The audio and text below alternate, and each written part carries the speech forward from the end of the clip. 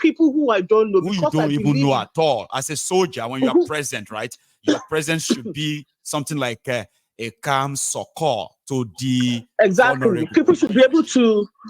People should be able to rally behind you and say, okay, I am safe because of the presence of this person who has taken up this honorable profession to lay down his or her life on my behalf because they believe in this, whether it's the constitution or the people or a place, right? Being a soldier is an honorable profession. The oath of a soldier is to put his life on the line for his country and our people. That's who they are. That's why they told us to respect them a lot. They pay supreme prices that a lot of us will not really pay. But when they are now the ones taking us and we are the one paying the supreme prices because they are killing us. So we should respect them or fear them. Sorry, Jerry, go on. As far as we know, these people did not behave honorable. No. Whatever they were doing in those communities was not honorable. So therefore, there's no reason for me to feel sorry. I'm sorry. I don't feel, because I know for a fact that they did not go there to do anything honorable. They went there to do something dishonorable, to dishonor even that profession. So women, children, pregnant women were slaughtered. I can't show you the pictures. Honestly, you need to see some of them. No. Honestly, I can't even. They said, that there were children who were there when they first of all opened fire. See, people were on the side of the bush. You see children, you see kids, right? Leg like that. The head is in the bush where they are running away. I swear I saw some of them. I was like, why are the Nigerian media not actually really showing this? Why are they trying to convince all of us that they needed to kill civilians and burn down the villages because 16 soldiers died? They're not even telling us how they died. They don't even telling us how they died. And I suspect, I could be entirely wrong, but I suspect that those soldiers still died at the hands of their own soldiers. Do you know they did not die in the hands of those people? That they were killed as a cover-up for something, and then burned down the community where there will be no evidence to see. Where there will be no evidence of what it was, of how they were killed. Because in a sane country, in a sane society, those bodies will be recovered. Those bullets that were shot into those human beings will be recovered. And then you can compare to the bullets that were shot by your own people to find out whether or not they match. But they're not going to do this. They won't. They're not going to do this because that is the evidence against them. I personally believe that those soldiers were killed by their own people, and the manner in which they were killed is the manner in which the Fulani people kill people because human beings don't mean anything to them. They just slaughter. So that community did not. I personally feel, again, I could be wrong, but I personally feel that they were killed. See, they did not show any sign that they have such weaponry to confront. They have such weaponry, the delegation of Nigerian Army who came in 2 fighter boats. They came on 2 boats to that community. Now they had no chance of doing that. So why are they killing people in Bayelsa? By the way, if the Okwama people killed those soldiers, right? So why are you going all the way to? Why did they go to Bayelsa and kill 11 innocent people on the street again, looking for the leader of those who killed the soldiers in Delta? They're just telling stories. They're trying to come up with all kinds of things to make it stick, and for people to empathize. Oh, they killed the soldiers. No, I think you people killed your own soldiers to protect yourselves from the mess that you've done. Whatever, right? To give yourself a cover story, right? So that you can justify the actions that are still, against humanity as far as I'm concerned. You don't kill innocent people because you are retaliating against, like you said, Nigeria is the only country that their soldiers kill Nigerians and they feel justified to do so. It's crazy. And this is why it's saying that Nigeria is not a real place. It's not a real country, because no country, the life of an American, the American blood is so precious. It is. You don't kill people like that, right? And that is why they continue to value their own people over us, because they look at us. Don't think that, the Western world or the international, world don't see what we are doing to ourselves. They do. That's another surprising thing about Nigerians. Don't let us wash our dirty in public. Like, are we in 1820, by the way? In this time that ordinary click, you don't go, millions don't see them. Let's exactly. You are still here talking about don't let us wash our dinner in public. The world knows Nigeria, except Nigerians. the international community sees how we treat ourselves. They do. And we expect, we want to demand respect. Respect when we don't respect ourselves, when we kill our own people, we treat ourselves less, and we want people to treat us with some kind of dignity, when we don't dignify our own selves. It makes absolutely no sense. Damn, right? Deep. And That's again, deep. No, that one cuts deep, Charm. We treat ourselves with so much disrespect, impunity, we treat ourselves, and the world sees it, but we want the world to respect us. How? But you want the world to respect you. How? When you don't treat yourself with any kind of respect. Have you ever walked into the Nigerian embassy and see how we treat each other there? They see it. They do. They see how we treat each other, and you expect them to treat you with any kind of dignity. How? And they do see us when we justify those kind of maltreatment against ourselves from those who are supposed to keep us safe. Then they see how we kind of justify, because we have the mob of lunatics that justifies such maltreatment. Absolutely, total, crazy lunatics. And again, at some point, this needs to break up. It has to. But it has to break up so that people can, whether it's just for sanity's sake, for just, so that we can just stop hearing this kind of craziness, Now, the other point I want to touch on is the patriots of, listen, nobody should take those people seriously. They call themselves the patriots. Can you even imagine that? See the mockery. Nobody should take those people seriously. The reason why I say this is because Nigerian politicians, especially the ones who have not been in the limelight for a while, have this, penchant for rebranding themselves and putting themselves out there again. This is like, trying to signal to the people who are currently in power, I'm still here. I'm still here. I'm still available for, X, Y, Z, whatever. Now, forget the time that I was on that side and I made sure that what you're asking for, we make sure that it's impossible. But now I am seeing like you now. I think what you said we should do now. Let's try something new. I said, come on. Get the fuck out of here. No one should take these people seriously. The one that you talked about, I think he was former governor of Ekiti State that stole, I don't know how many billions. Is Aregbe Mugbana Baba Kabiru. By the way, according to the record, he stole more than 100 billion, but he's not standing trial for corruption. You know them now. The BAPC. However, he left his own state with the debt of over 300 billion naira. It not be only that too.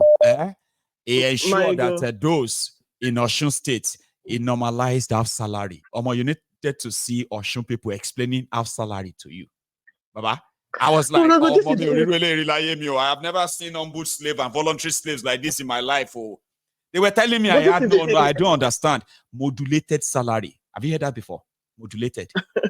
This is just, just crazy. Now the guy is talking about production. He's talking about investing in this or that. He never did any of that in 8 years. Ever. But Michael, doesn't that even make you scared that the depth of the problem that we have in Nigeria, we still haven't touched the surface of it? Because if somebody who has been deprived is telling you that, no, you don't understand what they are doing, that what they are doing is in their own best interest. Meanwhile, they are depriving you, they are denying you, and you're still saying that in your own best interest, then we have a problem. Then something is not registered. They will gather together and beat you if you insist that that's so wrong. How can they be paying you half salary? I say, what is your problem? What is your problem? What's your problem? Are you the one they are paying our salary? We are doing all of this for our state. Aregbesola has taken our state to the greatest height. I have never seen that tomfoolery in my life before. But I witnessed greatest height. Do they have what they call it fully equipped schools? Do they have fully equipped hospitals? Do they have all those no matter infrastructure, world-class infrastructure? No. That one doesn't really matter. It's here. All those beautiful schools, they their head. All those beautiful hospitals, well equipped, on good roads in their head. Aregbe Mugu Baba Kabiru was building, he will construct, let's say, 5-kilometer road, all right? And it'll be like a 3-lane. And those are the first time they are seeing, I'm sorry, Osun people, you know what I'm saying, So people those were the first time they saw any road with 3 lanes. So they gave it. But that's to tell you now. That's to tell you the level of the deprivation that has gone on in those communities for them to feel that those kind of things. That's what they deserve. That's to tell you, Mike, that the problem that in order to connect these people to understand that they have been deprived and denied, and they actually deserve more than what it is that they're giving. The task at hand is actually a big massive one. It is huge. It's a massive one. But having said that, let's not be how will I put it? let us not be taken. No, let us not be taken by these so-called patriots of Nigeria who are now asking for what they call it, exactly, referendums and they're talking about referendum, new constitution. No, those are, like you said, those are chances. Yeah. Those are chances. They are not there to do anything. They're just there to signal to the people of power that I'm still here. Yes. I'm still alive. You can still use me for something, because before you know it, they say, come, what are you guys talking about? Let's form a committee on this and that. How much will that committee cost? Another trillions of naira will go down the drain. So no one should take those people seriously. Now, with regards to Peter Obi, you see, one thing I will always appreciate about Peter Obi is his, he has his own beliefs. And like I said at the start of my talk, is that everyone is entitled to their own ideologies, their own beliefs, and their own philosophies. It may not align with yours, but guess what? He's entitled to his. And there's something someone said one time: if you stand for nothing, what will you fall for? This is what he stands on. Exactly, you will fall for nothing. This is what he stands for. This is what he believes, and he's entitled because he believes. It does not mean that Biafra will not come tomorrow. If Biafra comes tomorrow, he becomes a Biafra man and he wants to set his Biafra nation at the end of the day. But that doesn't make it impossible to call. He's not the one, exactly. No. He's not the one that is going to stop Biafra from happening. He's not the one that is going to stop Odudua from happening. No. He has his own ideologies. He has his own beliefs. He's entitled to it. I'm entitled to mine. But that doesn't stop. The most important thing is that he's doing something, right? And their effort can actually not only, because their effort the last time has caused an irreparable damage to the Nigerian system. Look at it today. They expect people to move on. But look at it today. Tinubu is battling with illegitimacy. You know that? Simply because of that shot on that system. The system is yet to recover from it. Now, if you have people who are group or individuals who are doing everything in their own small way to further decimate the establishment that has kept us so impoverished, divided, and terrorized, right? I don't think we should be fighting ourselves that you are not doing it right. You should do it my way. Exactly. We shouldn't be. And you know what? You have to live and let live. But the truth of the matter is that what I am doing, what he is doing, is not going to stop. Biafra is going to happen. It is going to happen. Yes. Yoruba nation is still going to happen, whether we like it or not. Not even it just cannot, president will prevent it from happening. Nobody can really stop that. Nobody can stop it from happening. Exactly. It's just a matter of time. It is inevitable. Everything that is going on. And let me tell you something. You see, this Tinubu's presidency, I keep saying, is the gift that keeps on giving. Because even if a country, even if somebody wants to turn around this country, they know exactly where the pressure points and the pain points are and what they need to do. First of all, we don't have an army. So if a new president is coming, you expect that they ask everybody to go. First of all, retire all the service chiefs. Retire everyone in the military because they are not helping you. No. And then start a proper recruitment drive. Do you understand? For people with like equal representation where everybody is there. But all of this is what we are saying that where everybody is we need to have that conversation. You see, the journey towards Cham, you know what I told people, right? Cham, you know what I told people? I said, even if we fight war to break up, right? Before no matter how many years we fight that war, the whole thing is still going to end up on the negotiation table. And say, okay, now we don't kill ourselves tired now. Okay, oh yeah, wait. How many of us remained? Oh yeah, you take it from that place. Now your land be that. Oh yeah, go take your country.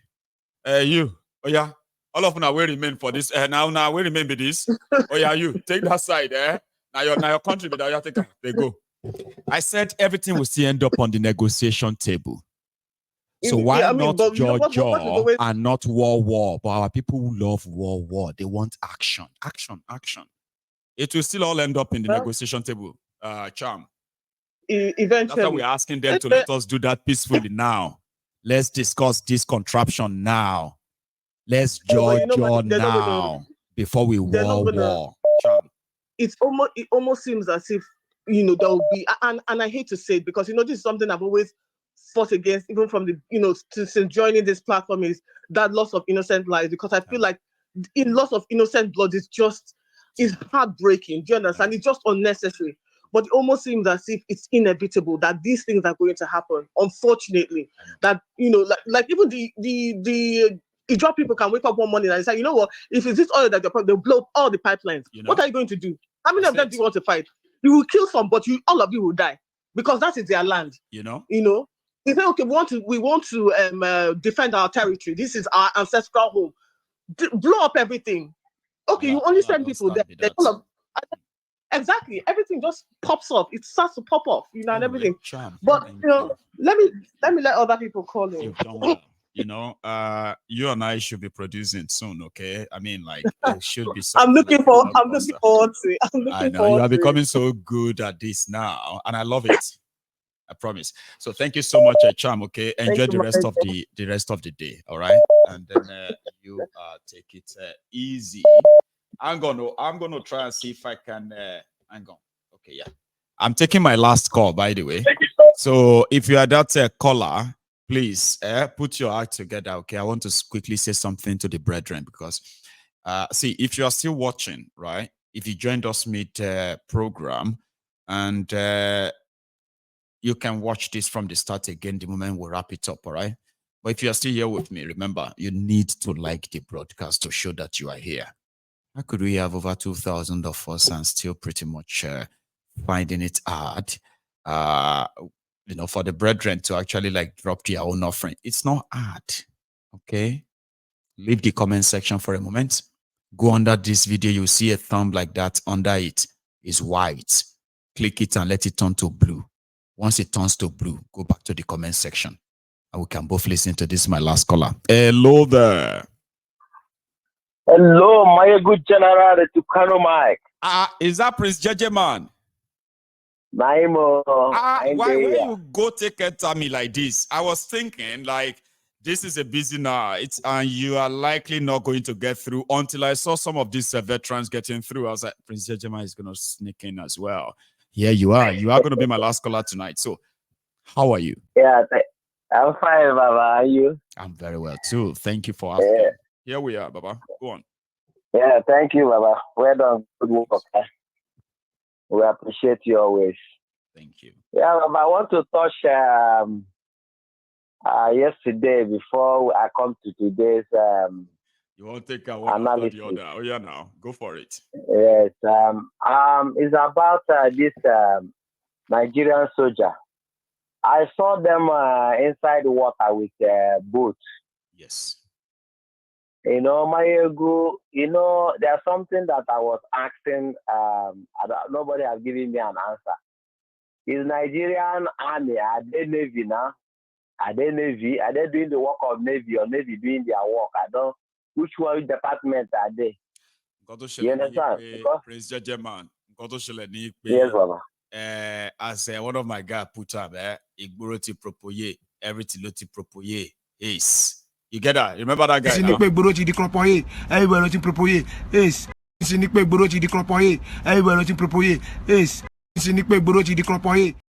Nigeria is done for. So I won't be surprised. Baba. We've been talking about this Nigerian army. In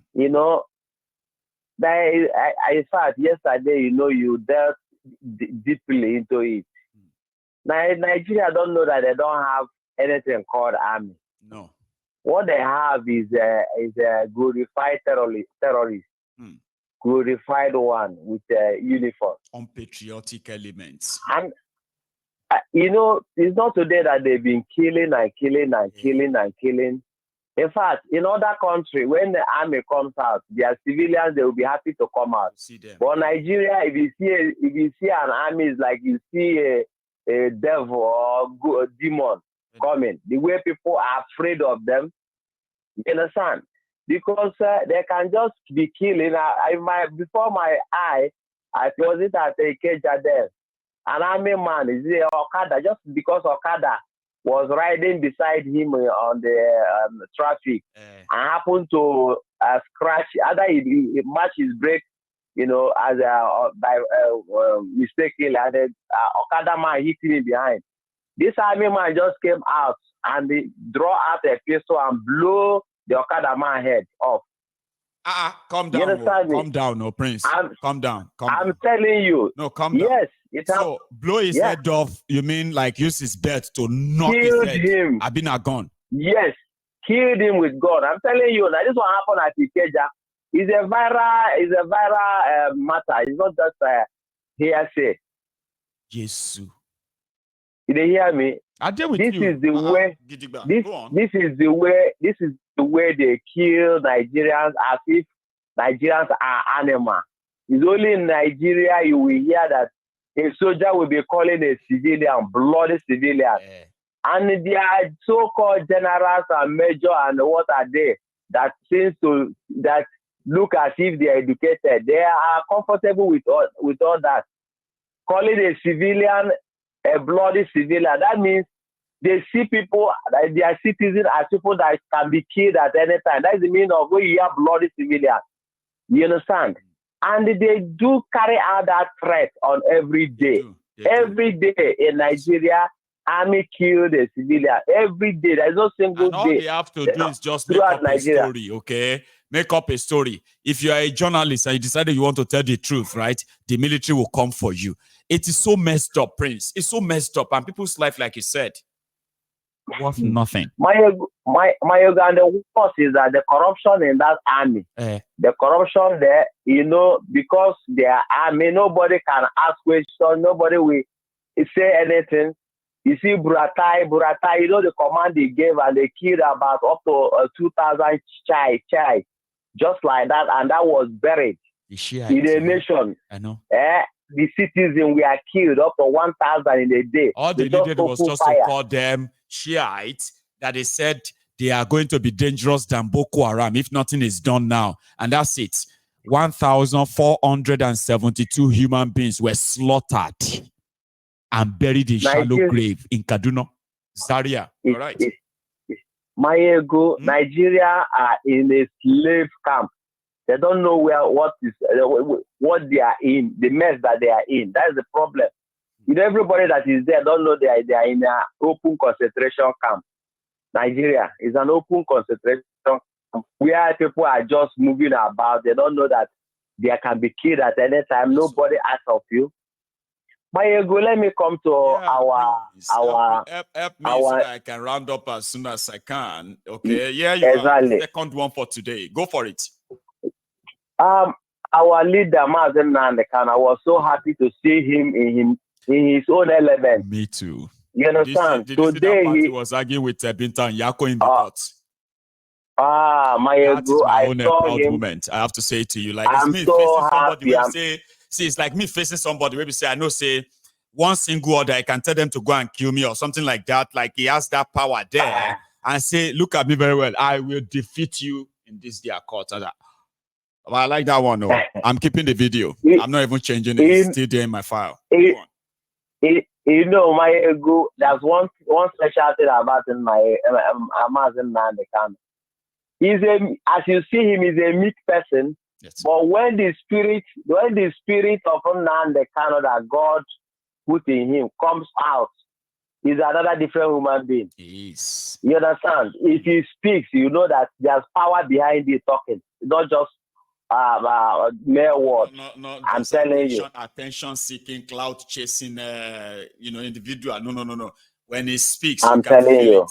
But even me, I found out that one of the reasons some of these people sort of dislikes him or hates him is the authority they see in his words. And they are wondering, how do people obey that? How did they become jealous?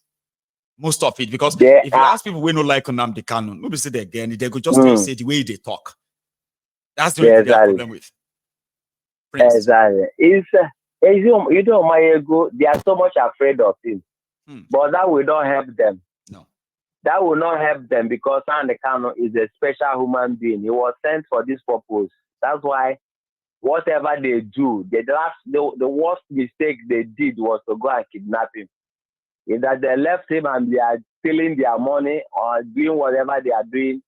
After all, they are a sovereign nation until the day they will crash themselves because with their terrorism and what's it called? Madness, corruption everywhere. You understand? So, what I have to tell them finally is this. If they want, what they are doing is delay. They are delaying themselves. If you hold somebody on the ground, you want to go to market. If you leave that person, you will be free. And anybody if you don't leave that person, you are not going anywhere. It's okay, fine. We are both not going anywhere. So you see this shit that they want, we'll be rubbing it with ourselves, we'll be rubbing it together. You understand? And I'm telling them finally, because Kanu, if they want to be kidnapping everybody, if I think Kanu is coming out, we are ready to surrender ourselves to kidnapping. We will go there and stay with DSS. Maybe they like to keep people. They will go there and stay with them. But for Biafra issue, it is Biafra. We are ready to die to the last man standing. We are ready to get our Biafra, because Fulani men, they want to get their Ruga with their blood. So we too, we are ready to get our Biafra with our own blood. That's right. You know, it's give and take, vice versa.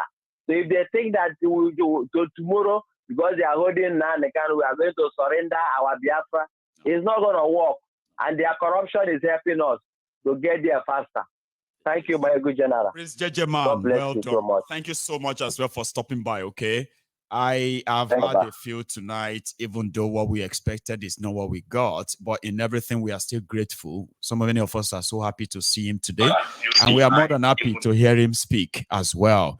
So, ladies and gentlemen, thank you so much for spending your night or your evening with me, as usual, okay? Remember that, you know, if you joined us midway, you can watch this from the start. The first 1 hour of this broadcast covers everything that happened in court today when the court denied Mazi Nnamdi Kanu's bail application and asked his lawyers to reapply for it. The case is adjourned to 17th of April. You're going to see me before then, okay? So, to everyone, you should have a wonderful evening and even a kind of more beautiful night too. Thank you, and I will see you again. Odaro.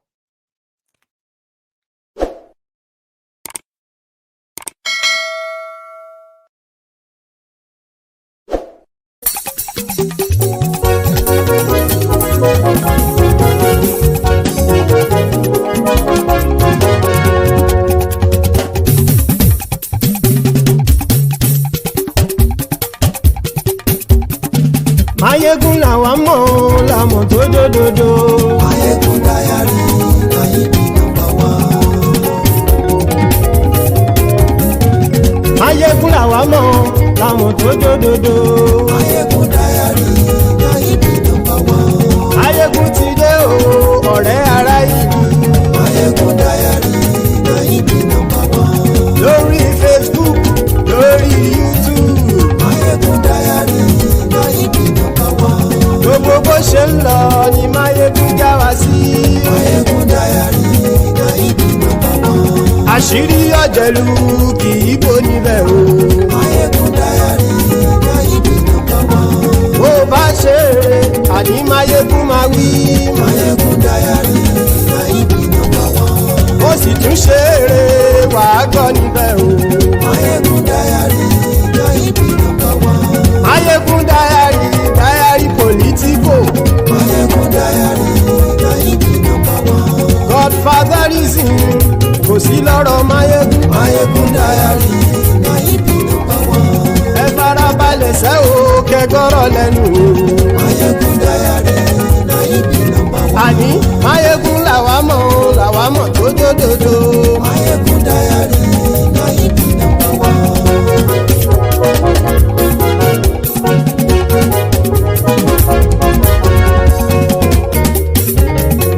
Àní ẹ̀sùn ràkì. Mayegun ti dé. Mayegun ti dé.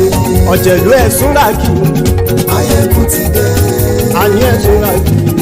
Mayegun ti dé. Lórí Facebook. Mayegun ti dé. Àní ẹ̀sùn ràkì. Mayegun ti dé. Lórí YouTube. Mayegun ti dé. Àní ẹ̀sùn ràkì. Mayegun ti dé. Bọ́ bàbá gbé wúrẹ́. Mayegun máa wí. Àní ẹ̀sùn ràkì. Mayegun ti dé. Ijó ìgbádìyẹ. Mayegun máa wí. Àní ẹ̀sùn ràkì. Mayegun ti dé. Presido bá rúfin o. Mayegun máa wí. Àní ẹ̀sùn ràkì. Mayegun ti dé. Kí gómìnà kówó jẹ. Mayegun máa wí. Àní ẹ̀sùn ràkì. Mayegun ti dé. ọlọ́pàá tí ń gbà rìbá Máyégún máa wí. àní ẹ̀sùn ràjù Máyégún ti dé. aṣòfin tí ń rúfin òwò Máyégún máa wí. àní ẹ̀sùn ràjù Máyégún ti dé. òpùrọ́ olóṣèlú Máyégún máa wí. àní ẹ̀sùn ràjù Máyégún ti dé. ọ̀jẹ̀lú ẹ̀sùn ràjì Máyégún ti dé. àní ẹ̀sùn ràjì. Máyégún ti dé.